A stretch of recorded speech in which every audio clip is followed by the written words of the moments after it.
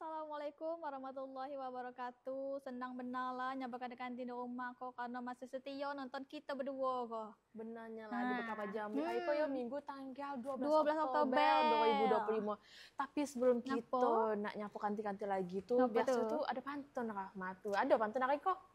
Untuk kantin itu apalah yang dah. Ay, senang je lah kalau macam kau kasih lah kalau ada. Apalagi orang Jambi tak kurang benar lah kalau tak pantun. Iya, macam makan kurang garam. Garam. Kurang apa? Kurang garam makan.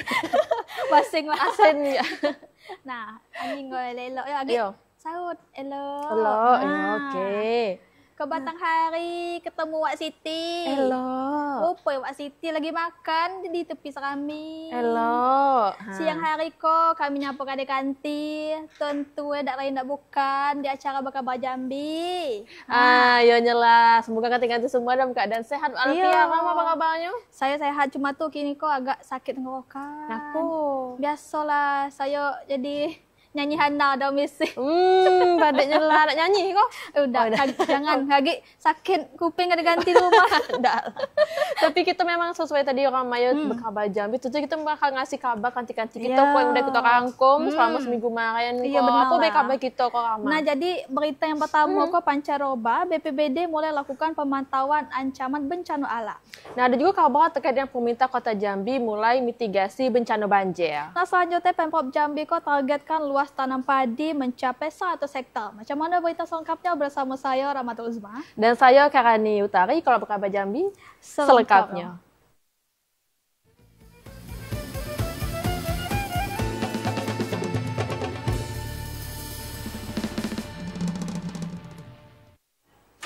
Nah, kan nih, salah seekor penyebab tenggorokan saya kok sakit kok karena saya berhujan kemarin tuh. Bang hujan, jadi kok Iya. nyanyi apa hujan kok ha? Nyanyi Beda-beda. sambil berhujan. Tiap segmen beda-beda aja. Oh, jadi di hujan-hujan tuh sambil nyanyi. Nyanyi tak benar lah. Macak lagi di apa namanya itu video klip kayak kan video klip masa yang lagi hujan galau. Saya lah. Budak mana ya nyakitnya Rama tuh habis gitu sama kita. Rahasia, kaget lah saya cerita. Jadi kenapa tuh hujan-hujan tuh? Nah, jadi ada berita hujan juga. Apa? Jadi ada berita tentang hujan lebat disertai angin kencang yang melanda Kecamatan Hamparan Rawang yang menyebabkan 47 rumah warga mengalami kerusakan. Macam kola video amatir yang tengok kondisi rumah warga di Kecamatan Hamparan Rawang yang mengalami kerusakan karena hujan lebat disertai angin kencang. Kondisi ko menyebabkan 47 rumah warga mengalami kerusakan. Salah seorang warga desa Simpang 3 Rawang, Yelvini mengatakan, kejadian itu berlangsung pada Minggu sekitar pukul 16:30 waktu Indonesia Barat. Kejadian bermula pas hujan lebat yang disusul angin kencang melanda rumah warga dan menyebabkan atap rumah terbawa angin sampai 100 meter. Hal itu menyebabkan sebagian rumah warga tak bisa dihuni, warga terpaksa mengungsi ke rumah kerabat terdekat. Sekitar jam 4.30. Itu sebelumnya tuh ada hujan Pak ya? Hujan dulu baru angin. Posisi Bapak kemarin di mana Pak pas kejadian? Di rumah Pak, di luar rumah. Pas hujan saya masuk ke rumah. Nggak lama nyampe di rumah, angin nyampe Pak, angin kencang. Camat Hamparan Rawang Mahsal Hadi mengatakan berdasarkan pendataan dari 47 rumah, cuma 9 rumah warga yang mengalami rusak berat dan 38 rumah warga lainnya rusak ringan. Desa terdampak hujan lebat dan angin kencang kok berada di desa Kota Teluk, Simpang 3, Cempaka dan Kampung Delia. Terima kasih. Jadi untuk kemarin itu untuk bencana puting beliung di Kecamatan Rawang, total jumlah yang rusak itu sebanyak 47. Kemudian dari 47 itu yang rusak berat itu ada sekitar 7 Pak. 9 yang rusak berat. Kemudian sisanya 37 itu adalah rusak ringan Pak. Warga terpaksa melakukan perbaikan rumah secara swadaya dan berharap ada perhatian dari pemerintah daerah untuk peduli dan bantu perbaikan rumah warga yang terdampak. Fahlan Dianra, TVRI Jambi melaporkan. Ngerinya lah kanti-kanti ya kalau di kanti-kanti kota di Hamparan Rawang tuh sampai atap tebang karena angin kencang tadi itu karena musim peralihan ke memang banyak nian bencana dan meteorologi yang harus kita waspadai. Tadi kalau di Hamparan Rawang angin kencang kanti-kanti di Kabupaten Batang Hari juga peralihan musim terjadi dan untuk antisipasi peralihan musim ke BPBD juga lah melakukan pemantauan terhadap bencana alam. Berdasarkan prediksi BMKG, peralihan musim kemarau ke penghujan mulai terjadi pada awal Oktober 2025. Hal itu ditandai dengan mulai meningkatnya intensitas hujan di wilayah dalam Provinsi Jambi, termasuk di Kabupaten Batanghari. Kepala Pelaksana BPBD Batanghari Solehin mengatakan, pada Oktober itu curah hujan yang terjadi dalam kategori menengah atau sedang. Sebagai langkah antisipasi ancaman bencana, pemerintah Kabupaten Batanghari melalui BPBD boleh melakukan pemantauan terhadap ancaman bencana alam. Tinggi intensitas hujan yang terjadi dalam beberapa minggu terakhir menyebabkan debit air Sungai Batanghari saat itu mulai meningkat. Berdasarkan perkiraan BMKG bahwa Oktober ini sudah masuk ke musim hujan pada deserian 1 dengan kategori menengah. Di kawasan daerah yang rawan longsor, ini kami himbau berdasarkan surat himbauan kami ke desa kelurahan kemarin agar waspada di daerah yang rawan longsor. Solehin juga mengimbau agar masyarakat khususnya yang bermukim di wilayah bantaran Sungai Batanghari untuk balik mewaspadai mulai meningkatnya debit air sungai pada saat peralihan musim. Ade Junawan, TVRI Jambi melaporkan. Nah, berita selanjutnya kanti masuk puncak musim penghujan, BPBD di Kota Jambi kok mulai lakukan mitigasi bencana banjir. Dari 11 kecamatan terdapat 5 di antaranya masuk dalam kategori rawan banjir sebab berada di pinggiran Sungai Batanghari. Macam itulah suasana antrian panjang di SPBU dalam wilayah Kota Jambi. Antrian panjang terjadi hingga memakan badan jalan yang ganggu kenyamanan masyarakat berlalu lintas. Terkait hal itu, Wali Kota Jambi Maulana akan manggil pihak Pertamina, TNI Polri serta unsur terkait lainnya untuk membahas pengetatan aturan kendaraan truk yang melintas di wilayah perkotaan. Wali Kota Jambi juga menegaskan kebijakan pembatasan kendaraan besar akan segera diberlakukan balik, terutama bagi truk-truk pengangkut hasil tambang dan pertanian yang antri solar di dalam kota. Dan sebetulnya saya bertanya kepada mereka, kuotanya itu tidak ada perubahan, artinya konstan. Kuota itu ada tetap, hanya terjadi peningkatan supply, peningkatan demand. Jadi kebutuhannya yang meningkat. Nah ini kan dengan aktivitas transportasi banyak usaha lain, perkebunan, pertambangan, kemudian terjadi demand yang meningkat, sehingga tidak berimbang antara kebutuhan dengan supply yang rutin ada. Faktor panjangnya antrean juga dipicu meningkatnya jumlah perusahaan tambang dan pertanian di wilayah sekitar. Sementara kota bahan bakar solar di Kota Jambi tidak mengalami penambahan. Kondisi itu menyebabkan ketidakseimbangan antara kebutuhan dan pasokan bahan bakar. Joko, TVRI Jambi melaporkan. Nah, ternyata kabar tadi itu terkait dengan antrian BBM. Kini kok banyaknya kanti-kanti ngantri karena rupanya stok itu dikit tapi yang butuh itu banyak. Sesuai hukum apa tuh permintaan. Makin banyak permintaan semakin tinggi, harganya semakin dikit makin murah. Kayak juga lah, makin banyak peminatnya makin banyak antriannya tadi karena langka jadi. Dan juga kanti-kanti kita tadi di berita pertama, berita kedua terkait dengan bencana banjir, air kencang. Nah, itulah hati-hatinya lah. Sampai tadi kanti-kanti kita di Hampang Rawang tuh rumah itu gentengnya lepas, tobang. Nah, kita ada kabar lagi kan, Ma? Ada.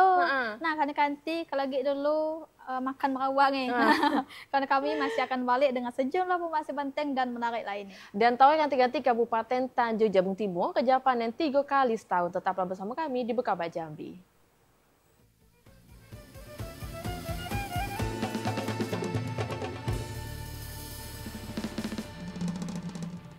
Makasih ganti-ganti masih nonton kami di Bekaba Jambi. Nah, Rahma, kita tidak wilayah Provinsi Jambi kok tanah itu sobo-sobo. Tapi sayangnya memang kita kok masih bergantung dengan daerah lain untuk pemenuhan kebutuhan pangan. Nah, untuk itu ganti-ganti pemerintah Provinsi Jambi juga nageti target tanam padi untuk nyampe swasembada pangan nyampe 100 hektar lebih. Nah, dengan luasan lahan tanam pemerintah Provinsi Jambi tidak lagi bergantung dengan daerah lain untuk nyukupi kebutuhan pangan. Meski produksi padi di sejumlah kabupaten kota di Provinsi Jambi menunjukkan tren peningkatan, namun kebutuhan konsumsi beras masyarakat juga meningkat.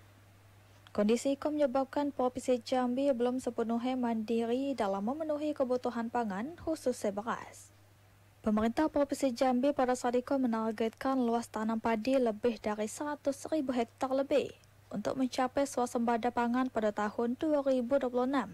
Luas tanam padi secara bertahap akan ditingkatkan hingga mencapai target 135.000 hektar.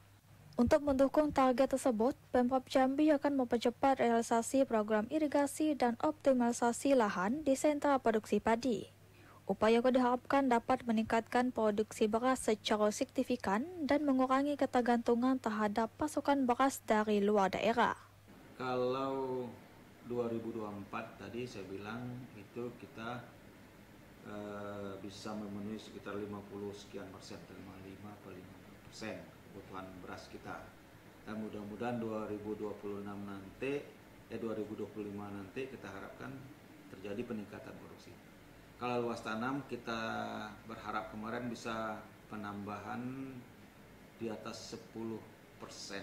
Rusmuda juga menambahkan, selain akan meningkatkan luas tanam, Pemprov Jambi juga akan terus berkolaborasi dengan semua pihak termasuk petani dan pemerintah kabupaten kota. Joko TVRI Jambi melaporkan. Nah, masih terkait berita tadi, kanti-kanti jelang akhir tahun, Kabupaten Tanjab Timur kejar tanam panen 3 kali setahun atau IP 300. Nah, jadi panen KGR bakal dilakukan pada akhir tahun mendatang. Pemerintah Kabupaten Tanjung Jabung Timur lagi melakukan proses penanaman IP 300 atau 3 kali tanam padi dalam setahun, yang dikirakan bakal menghasilkan panen melimpah pada akhir tahun lagi. Inisiatif IKO bertujuan untuk meningkati produktivitas dan efisiensi pertanian untuk ngejar swasembada pangan. Kepala Dinas Pertanian dan Hortikultura Kabupaten Tanjung Jabung Timur, Sunarno, mengatakan pihaknya baru-baru berkoordinasi dengan Bulog Pusat mengenai serapan gabah. Hasil pertemuan IKO berubah positif dan Sunarno berharap Kabupaten Tanjung Jabung Timur bisa dapati lagi kuota serapan 1 juta ton sama Bulog. Di musim panen kedua kemarin, Perum Bulog kantor cabang Kuala Tungkal lah nyerap gabah petani sebanyak 35 ton. Penyerapan gabah sama Bulog dinantinya oleh petani karena bisa meningkati taraf kehidupan petani. Sunarno mengungkapi kalau pihaknya optimis target serapan gabah bisa tercapai sehingga bisa ngasih manfaat besar untuk petani di Kabupaten Tanjung Jabung Timur. Itu kemarin Ibu Bupati beserta rombongan dan Dinas Ketahanan Pangan menghadap Pak Dirut Bulog dan alhamdulillah diterima oleh Pak Direktur Sumber Daya Manusia, dan beliau alhamdulillah bisa menambah kuota kurang lebih 1 juta ton. Nah, dari kebijakan 1 juta ton tersebut kita mudah-mudahan mendapat kuota untuk diserap oleh Bulog, dan itu sudah ditindaklanjuti mulai hari kemarin. Dengan berbagai upaya, diharapkan produksi padi di Tanjung Jabung Timur bisa terus meningkat dan ngasih kontribusi untuk ketahanan pangan nasional. Dukungan cuaca yang masih kondusif dan adanya sarana produksi pertanian, pihak Dinas Pertanian dan Hortikultura setempat optimis target tanam dan produksi bisa tercapai. Klipah TVRI Jambi melaporkan. Nah, memang banyaknya lah upaya yang dilakukan pemerintah kita kok untuk tadi mendukung swasembada pangan. Nah, di Kabupaten Sungai Penuh juga ada 1,8 km jalan impres yang dibai di Desa Tanjung Mudo sebagai upaya untuk mewujudi ketersediaan bahan pangan di Kota Sungai Penuh. Perbaikan jalan impres 1,8 km di Desa Tanjung Mudo, Kota Sungai Penuh merupakan upaya untuk menjaga kestabilan dan ketersediaan bahan pangan bagi masyarakat di Kota Sungai Penuh. Jalan itu merupakan salah satu akses warga untuk menuju area persawahan. Wali Kota Sungai Penuh Alvin mengatakan, perbaikan jalan impres Desa Tanjung Mudo merupakan instruksi dari pemerintah pusat karena merupakan salah satu sentral pertanian. Dicanangkan, jalan tersebut akan dibangun menggunakan beton dengan lebar jalan 5,5 hingga 7,4 meter serta ketebalan 25 cm. Rehab peningkatan jalan ya di daerah Tanjung, panjangnya kurang lebih 1,8 km, dari total seluruh panjang jalan itu kurang lebih 4,9 km. Perbaikan jalan tersebut mendapatkan dukungan penuh dari masyarakat Desa Tanjung Mudo. Salah seorang tokoh masyarakat Eka Putra mengatakan, pembuatan jalan tersebut merupakan impian sejak lama warga desa Tanjung Mudo, karena selama bertahun-tahun jalan tersebut dalam kondisi rusak dan menyulitkan akses petani. Kristianto Eka Putra juga menambahkan, perbaikan jalan tersebut dapat meningkatkan hasil perekonomian warga di bidang pertanian dan dapat menyukseskan program Astacita Presiden Republik Indonesia di bidang ketahanan pangan. Fahlan Yandra, TVRI Jambi melaporkan. Nah, Kadekanti, jadi program makan bergizi gratis kok memanglah masuk di Provinsi Jambi. Ternyata program itu menjadi sumber lapangan pekerjaan bagi 49 orang yang ada di Provinsi Jambi kok macam di Kecamatan Jambi Luar Kota. Jadi para pekerja kok beraktivitas sesuai dengan keahlian masing-masing, mulai dari masak hingga mendistribusikan makanan ini kok ke sekolah. Program makan bergizi gratis MBG yang digagas Presiden Prabowo Subianto terus ngasih dampak nyata, tak cuma untuk anak-anak sekolah, tapi juga warga yang dapat kesempatan lapangan kerja. Pekerja bergabung dari berbagai latar belakang, termasuk yang kehilangan pekerjaan karena adanya pengurangan karyawan di suatu perusahaan. Salah seorang pekerja di dapur MBG Desa Rengas Bandung, Kecamatan Jambi Luar Kota, Kabupaten Muaro Jambi, Ana Maria mengatakan, sebagai salah seorang juru masak di dapur MBG, pengelola dapur MBG selalu mengupayakan supaya masakan yang disajikan selalu higienis untuk pemenuhan gizi bagi generasi bangsa. Pekerja bersyukur atas program pemerintah yang bisa bantu orang dalam memenuhi kebutuhan keluarga. Ini jam berapa dari rumah? Jam 12. Jam 12 malam ya datang ke sini ya? Kerjanya jam 12, jadi tergantung juga loh yang dimasak gitu. Oke, kalau seperti telur ini mulainya dari jam berapa, Bu? Jam 3-an. Ya jam 3 lah, karena banyak proses juga. Lagi ngupas telur, apa dari kangkangnya gitu. Belum lagi persiapin tempatnya gini kan. Di dapur MBG Desa Rengas Bandung ada 49 orang pekerja. Kepala SPPG Desa Rengas Bandung, Pajar Rahmat Hidayat mengatakan, dalam operasionalnya orang dikasih tugas masing-masing sesuai dengan keahlian.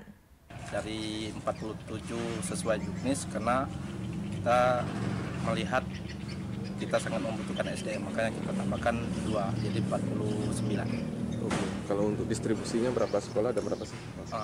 Untuk saat sekarang alhamdulillah kita sudah melakukan distribusi ke 27 sekolah dari tingkat PAUD, TK, SD, MI, SMP dan SMA. Terus untuk jumlah penerima manfaatnya kita ada di angka 3.784. Seluruh aktivitas di dapur menerapkan standar kebersihan dan keamanan yang ketat untuk pekerja. Seluruhnya wajib gunakan alat pelindung macam penutup kepala, masker, dan sarung tangan untuk menjaga kualitas makanan yang disajii. Azam Afnan, TVRI Jambi melaporkan. Sementara itu ganti-ganti program makan bergizi gratis di Kabupaten Merangin terus diperluas hingga menyasar ke wilayah yang terpencil. Hal itu dilakukan supaya program ko bisa menyasar anak-anak yang lebih membutuhkan yang terkendala dengan akses. Untuk mendukung pelaksanaan makan bergizi gratis MBG, Kabupaten Merangin ditargetkan memiliki 48 satuan pelayanan pemenuhan gizi SPPG.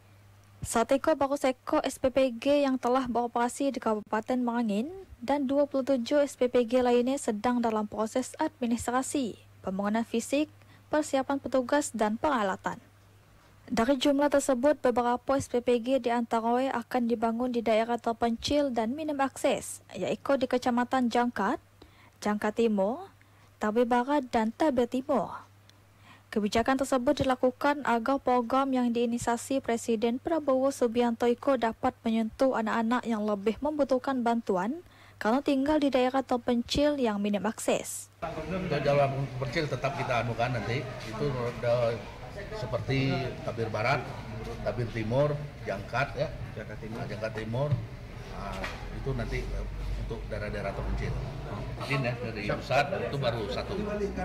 Mudah-mudahan nanti dalam minggu-minggu depan atau bulan depan ini bakal lagi nanti sudah dapat izin dari pusat juga yang sudah kami cek kemarin itu di daerah Kalimantan. Hingga saat itu baru 2.244 siswa dan siswi dari 9 sekolah yang menjadi penerima manfaat MBG di Kabupaten Merangin. Zulkifli menambahkan Pemkab Merangin berkomitmen berupaya untuk memperluas jangkauan SPG agar program makan bergizi gratis dapat menjangkau seluruh peserta didik. M. Sobar, TVRI Jambi melaporkan. Nah, kita beralih ke Kabupaten Kerinci, Kanti. Jadi program makan bergizi gratis IKO telah menjangkau di sekolah desa terpencil. Jadi langkah IKO menjadi upaya pemerintah untuk meningkati gizi dan kesehatan anak sekolah di seluruh Indonesia. Program makan bergizi gratis di Kabupaten Kerinci terus mengalami peluasan. Kini program IKO mulai menyentuh sekolah di desa terpencil Kecamatan Gunung Tujuh, Kabupaten Kerinci, macam di desa Paut Tinggi dan pesisir bukit.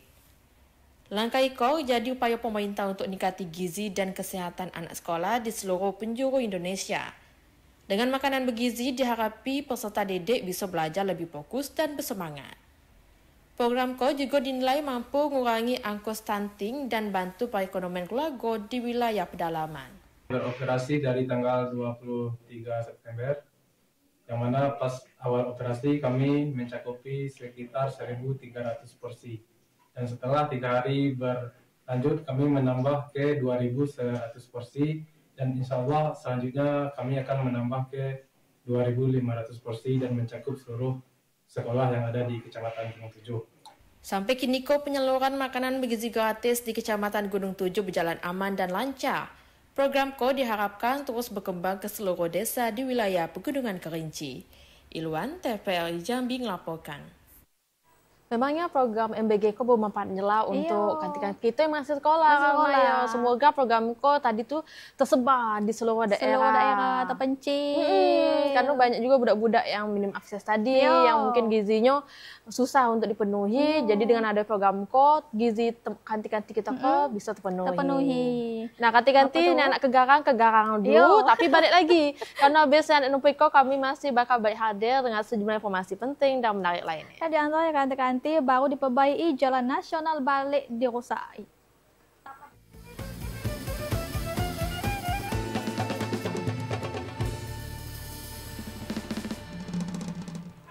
Terima kasih ganti-ganti masih nonton kami di Pekabah Jambi. Kabupaten Tanjung Jabung Timur. Memang Mayo di daerah kita kan memang masih ada jalan rusak, tapi tentunya pemerintah kita terus melakukan berbagai upaya untuk baikin jalan itu. Tapi kita sebagai warga kita juga harus menjaga jalan-jalan sepeda rusak. Contohnya jangan lewati jalan tuh dengan tonase yang melebihi kapasitas, karena bakal balik rusak lagi. Macam 2 jembatan yang berada di Kabupaten Tanjung Jabung Timur kanti-kanti yang rusak darurat. Hal itu dikarenakan banyak kendaraan yang melintas lebih dari kapasitasnya atau donasinya. Kabupaten Tanjung Jabung Timur kini dihadapi pada situasi darurat setelah 2 unit jembatan penting yang menghubungkan antar kecamatan dilaporkan dalam kondisi rusak berat. Jembatan-jembatan tersebut terletak di Kelurahan Rano, Kecamatan Morosabak Barat dan Kelurahan Tanjung Solok, Kecamatan Kuala Jambi. Kerusakan pada kedua jembatan itu menimbulkan kekhawatiran di kalangan masyarakat dan pemerintah setempat, karena jembatan tersebut merupakan salah satu akses utama mobilisasi hulu ke hilir. Kepala Dinas PUPR Kabupaten Tanjab Timur, Dedi Nofranika mengatakan, kerusakan pada kedua jembatan itu telah menjadi perhatian serius. Kerusakan jembatan itu disebabkan melintasi kendaraan bertonasi besar. Setelah dilakukan pengecekan, plat besi di lantai jembatan telah buka dan 38 dari 44 tiang pancong pondasi jembatan penahan juga telah keropos dan hampir patah. Tapi yang jelas jika anggarannya ada untuk 2 unit jembatan ini akan kita lakukan untuk rekonstruksi, artinya dibangun ulang, bangun baru. Karena melihat apalagi di Parit Lema itu dari 44 titik tiang pancang pondasi jembatan itu 38 itu sudah kondisi keropos, dalam arti sudah hampir patah. Sebagian. Rencana kedua jembatan itu akan direkonstruksi pada tahun 2026 dengan menyesuaikan anggaran yang tersedia. Pemerintah daerah terus memprioritaskan perbaikan infrastruktur demi keselamatan sebelum ada jatuh korban dan kelancaran aktivitas masyarakat sehari-hari. Liva TVRI Jambi melaporkan. Nah, kalau tadi berita tentang jembatan rusak. Nah, kali ini ada pula jalan lintas timur Sumatera di wilayah Kabupaten Muaro Jambi, tepatnya di Kecamatan Sekernan, balik rusak juga. Nah, jalan Niko yang baru diperbaiki saat itu kondisinya berlubang dan membahayakan pengendara yang melintas. Macam kola kondisi jalan lintas timur Sumatera Jambi menuju Pekanbaru Riau yang baru dibaiki secara geraan sapu lubang kini rusak lagi dan bergelombang. Kerusakan diduga karena kendaraan yang lintas melebihi tonase dan goyoran hujan yang bikin lubang makin dalam. Batu kerikil yang dipakai untuk nutup sementara lubang jalan kini kola berseraan bahkan keluar dari badan jalan yang sebelumnya dibaiki sama petugas. Salah seorang warga desa Pematang Pule Samsu mengatakan kondisi jalan yang berlubang telah terjadi sejak awal tahun kemarin. Pemerintah lah sering melakukan perbaikan tapi rusak lagi. Samsu berharap perbaikan jalan dilakukan secara mantap dengan memakai aspal karena jalan rusak itu kerap menyebabkan kecelakaan lalu lintas. Kemarin dia punya kan masih lagi berlubang. Itu kan kita pasang rambu-rambuan. Nampaknya agak itu nampak lagi. Berlubang lagi ya? Iya, berlubang lagi. Kemarin itu di belum ada apa nian kan, belum ada tutupnya. Ya. Kemarin itu di aspal atau hanya? Tidak, belum ada aspal itu. Cuma mengisi batu Pak ya? Iya, mengisi batu ya kan. Iya. Sering nggak Pak kecelakaan di sini Pak? Banyak lagi. Kerusakan jalan nasional yang baru dibaiki juga nampak di Desa Sekernan, Kecamatan Sekernan, Kabupaten Muaro Jambi. Kendaraan yang lewat dari arah Provinsi Jambi menuju Pekanbaru Riau terpaksa harus mengurangi kecepatannya karena kondisi lubang yang dalam nyela dan lebar. Salah seorang pengendara, Aji berharap jalan nasional Iko bisa dibaiki secepatnya karena kondisi jalan mengkhawatirkan nyela pengendara terutama pada malam hari. Kalau dilewati mobil, ini ternyata batu-batunya keluar, kenapa tidak diaspal Bang? Gitu. Saya harap pemerintah bisa aspal jalan ini Bang, tidak bisa ditempel-tempel lagi Bang. Ini contohnya, sama hancur Bang jalan, nah itu lah. Biasanya motor-motor juga pernah jatuh juga Bang. Kondisi jalan nasional yang rusak tidak cuma berdampak pada sisi kerugian ekonomi, tapi juga meningkati risiko kecelakaan lalu lintas. Azam Afnan, TVRI Jambi melaporkan. Sementara itu ketika nanti Wali Kota Jambi Maulana meninjau langsung proyek pengajuan drainase di kawasan eks Pasar Talang Banja. Peninjauan Niko dilakukan guna masih pengajuan berjalan sesuai dengan target. Wali Kota Jambi Maulana turun langsung ke lapangan untuk meninjau proyek pekerjaan drainase di Jalan Orang Koyo Pingai yang dijadikan kawasan eks Pasar Talang Banja. Proyek itu merupakan bagian dari penataan kawasan Talang Banjar yang akan dilengkapi dengan pembangunan pedestrian sepanjang 1,2 km. Tinjauan itu untuk memastikan bahwa seluruh tahap pekerjaan berlangsung sesuai dengan jadwal dan dapat selesai dengan tepat waktu. Proyek drainase yang telah menelan anggaran sebesar 12 miliar rupiah itu tidak hanya difokuskan pada pembangunan drainase, namun juga meliputi pelebaran jalan menjadi 4 lajur untuk mengurangi kemacetan di wilayah tersebut. Selama peninjauan, Wali Kota Maulana menemukan sejumlah titik yang masih perlu dipercepat pengajuannya. Maulana juga menambahkan Pemkot Jambi berkomitmen untuk terus melanjutkan program penataan kawasan Talang Banjar sebagai bagian dari upaya meningkatkan tata kota dan kenyamanan masyarakat. Joko TVRI Jambi melaporkan. Nah, jembatan rusak tuh tidak cuma di Tanjab Timur, Be. Iya, banyak wilayah tadi ya, dan juga jalan-jalan yang sebelumnya udah dibaiki rusak lagi. Rusak lagi, karena truk-truk yang lintas tuh gendang amat. Iya, melewati tadi tonasenya tuh odol bisa opal kapasitas juga kan. Dan juga tadi kanti yang bawa motor tadi juga ngeri di malam hari karena tidak nampak lubang tuh tiba-tiba kayak kena lubang. Jadi rawan juga kecelakaan dan bisa bahayakan keselamatan. Betul. Nah, kanti lagi dulu nyemur baju karena kami masih akan balik dengan sejumlah informasi penting dan menarik lainnya. Dan tahu kanti-kanti BPS klaim jumlah penduduk miskin di Jambi menurun. Tetaplah bersama kami di Pekabai Jambi.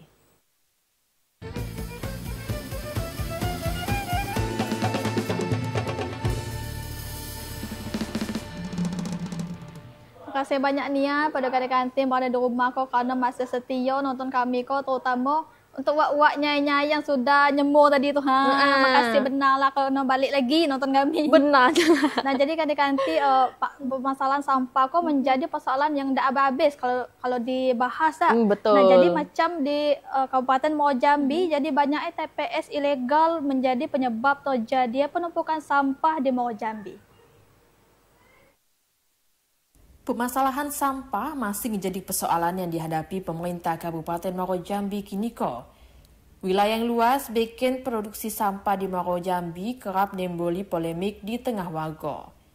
Lokasi penampungan yang jauh bikin titik pembuangan sampah sementara alias ilegal di sejumlah desa makin marak. Keberadaan TPS ilegal itu ngeresahi warga karena nyemari lingkungan dan ganggu kesehatan warga. Macam yang terjadi di Desa Pematang Gajah, Kecamatan Jambi, luar kota. Keberadaan TPS ilegal itu dikeluhi warga setempat karena berada di pinggir jalan poros. Salah seorang warga, Imam, mengatakan polemik sampah lah berlangsung sejak 2 tahun lalu. Sampah di TPS ilegal itu tidak cuma berasal dari warga sekitar, tapi juga dari warga luar. Masyarakat banyak, kadang ada di dalam kota, ada yang di lingkungan setempat. Tapi alhamdulillah pada hari ini Bapak Bupati memang betul-betul melaksanakan tugasnya untuk menghimbau sampah ini. Jalan keluarnya itu tadi, kalau sudah ini ditutup memang harus ya ada tempat yang lain gitu, maksud saya itu. Jangan cuma ditutup baik gitu. Tapi alhamdulillah sudah hari ini mudah-mudahan clear. Jikapi keluhan warga, pemerintah Muaro Jambi langsung nutup TPS ilegal di Desa Pematang Gajah dengan cara nanam pohon di lokasi yang semula dijadikan TPS.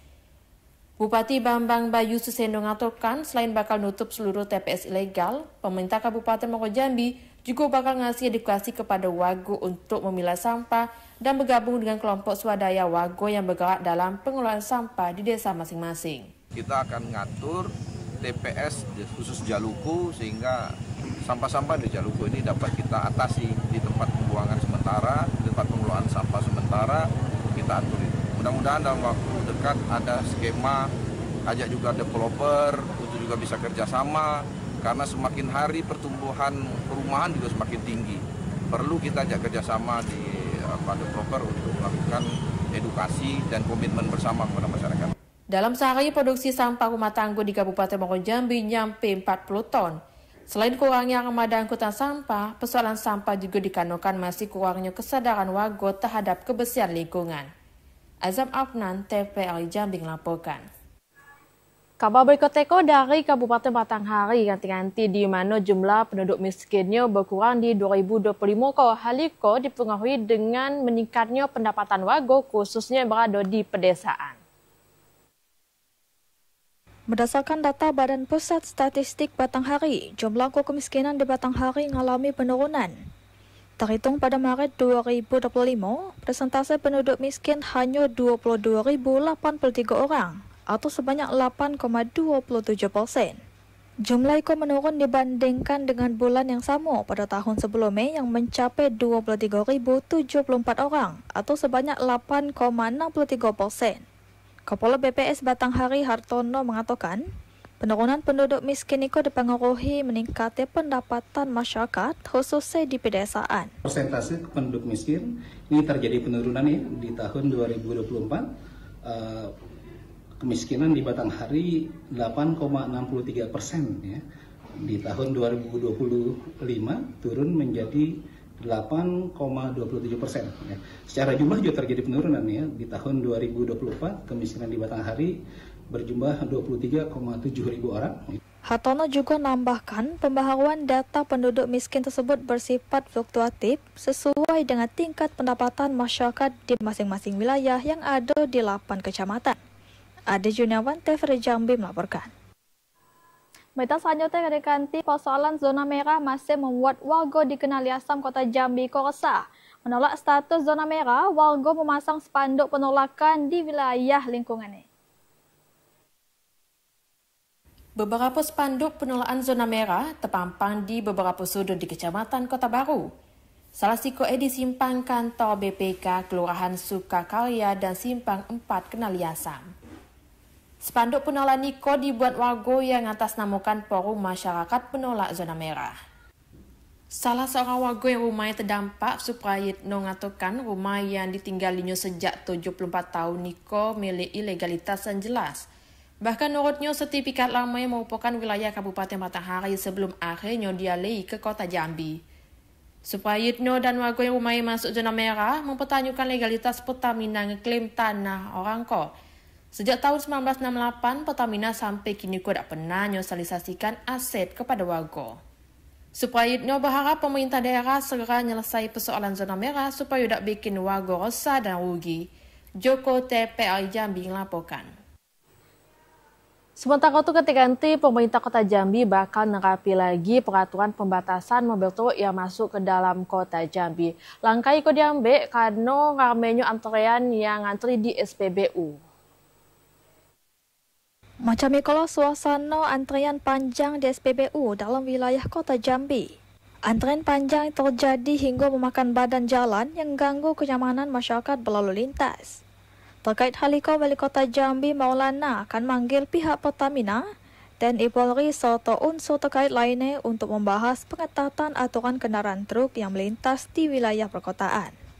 Wali Kota Jambi juga menegaskan kebijakan pembatasan kendaraan besar akan segera diberlakukan balik, terutama bagi truk-truk pengangkut hasil tambang dan pertanian yang antri solar di dalam kota. Dan sebetulnya saya bertanya kepada mereka, kuotanya itu tidak ada perubahan, artinya konstan. Kuota itu ada tetap, hanya terjadi peningkatan supply, peningkatan demand. Jadi kebutuhannya yang meningkat. Nah ini kan dengan aktivitas transportasi banyak usaha lain, perkebunan, pertambangan, kemudian terjadi demand yang meningkat sehingga tidak berimbang antara kebutuhan dengan suplai yang rutin ada. Faktor panjangnya antrean juga dipicu meningkatnya jumlah perusahaan tambang dan pertanian di wilayah sekitar.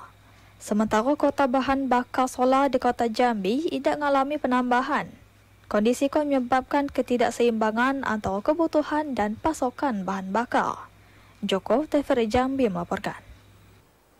Nah, semoga masalah antrean panjang tadi itu bisa teratasi dengan kebijakan yang terbaik dari pemerintah kita kok. Setuju benar lah dengan kebijakan pemerintah tuh karena apa? Karena dari antrean solar terus muka saya kok kena debu saya kok banyak kena terus belakang terus kena debu terus hendak nasab hitam muka jadi masih terang lah kok masih terang. Nah ganti-ganti kayak gitu nak tidur siangnya karena bisa nampak kok kami masih bakal hadir dengan sejumlah informasi penting dan menarik lainnya. Nah di antara Polda Jambi ajukan 2.000 lebih pemblokiran situs judi online. Tetaplah bersama kami.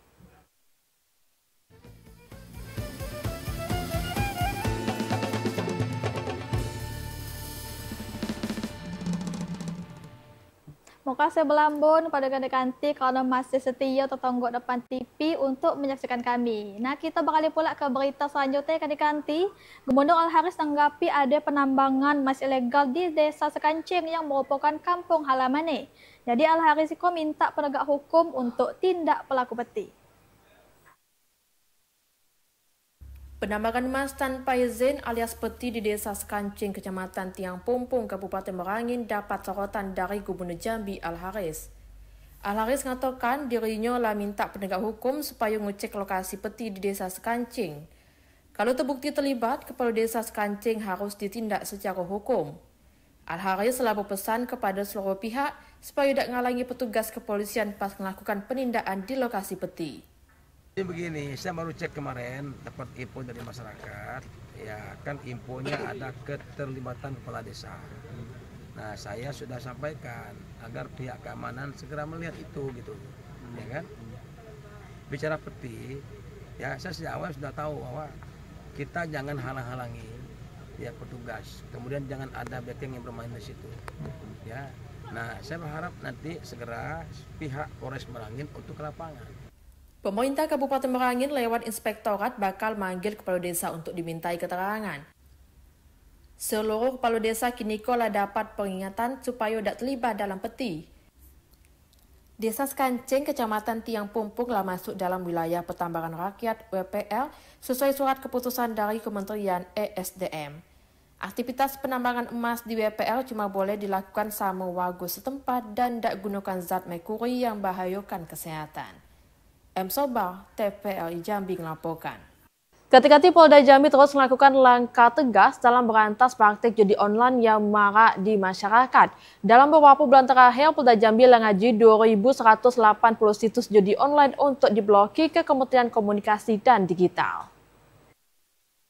Kepolisian daerah Jambi terus berupaya menekan penyebaran praktik situs judi online yang marak di jejaring media sosial. Dari hasil pemantauan, Polda Jambi mengajukan 2.180 situs judi online untuk diblokir ke Kementerian Komunikasi dan Digital. Kasubdit Penmas Bid Humas Polda Jambi, Kompol Amin Nasution mengatakan, praktik judi online tidak cuma merugikan secara ekonomi, tapi juga menimbulkan dampak sosial dan psikologis untuk pemainnya. Polda Jambi terus gencar melakukan sosialisasi dan patroli siber untuk mencegah penyebaran situs-situs perjudian yang makin masif di dunia maya. Dari hasil patroli siber terdeteksi mayoritas situs menggunakan server dari luar negeri dan pengguna situs judi online tidak cuma orang dewasa tapi juga pelajar. Kompol Amin mengimbau warga supaya tidak tergiur dengan janji kemenangan instan yang ditawari situs judi online. Aktivitas bisa menyebabkan kecanduan dan kerugian finansial, bahkan dorong pelaku melakukan tindakan kriminal untuk menutupi kekalahan. Upaya pemblokiran ribuan situs menjadi bagian dari pembersihan ruang digital supaya tidak jadi sarana penyebaran perjudian dan pelanggaran hukum lainnya. Warga juga diminta aktif melaporkan situs atau aplikasi mencurigakan kepada pihak kepolisian supaya ditindaklanjuti secepatnya. Asyar, TVRI Jambi melaporkan.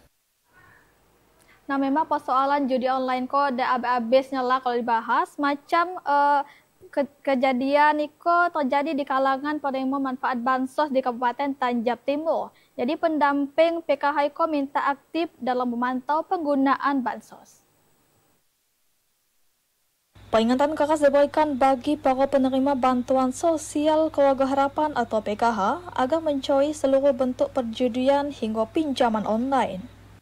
Aktivitas ilegal itu tidak hanya merugikan KPM secara finansial, namun juga berpotensi menyebabkan pencabutan status kepesertaan dan penghentian bantuan sosial. Koordinator PKH Kabupaten Tanjab Timur Zulkarnain mengatakan, pada tahun ini jumlah KPM yang masuk dalam data PKH berjumlah 10.105 orang. Dari jumlah tersebut, sebanyak 30 KPM diantara tengah dilakukan asesmen dan verifikasi oleh pendamping PKH untuk sanggahan data.